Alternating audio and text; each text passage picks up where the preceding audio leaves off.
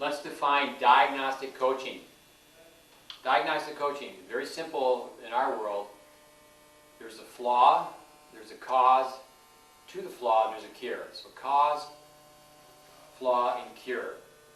Now there's going to be a primary flaw, and you want to try to choose that primary flaw. I've always used the analogy, it's like knocking over dominoes. Say for example, a player has 8 flaws, but you can attack the primary flaw first. So you knock that one over, it's going to have a tendency to offset the others. Keep in mind, for every flaw there's a counter flaw. For every move there's a counter move. So say for example, someone has their racket face open. Now they're going to go hit a forehand. Well, now they have to roll the racket face, very much like a wave coming in off the ocean. And it's going to turn this way. So just tell a player that they're wristy, you want to go back to the primary flaw. Try to go back to the beginning of the problem.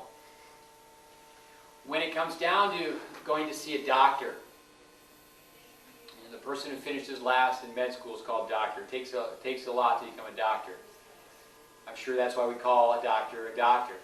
Well, if a doctor sees 3 patients, one has a temperature, one has a bloody nose, and one has a sprained ankle, they're not going to prescribe the same thing to all 3.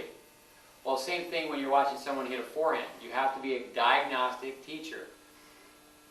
There's going to be a flaw, there's going to be a cause of that flaw, and there's going to be a cure.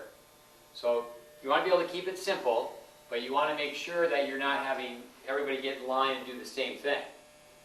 And say, well, no, you need to work on this, and you need to work on that, and you keep telling the same prescription to a different student.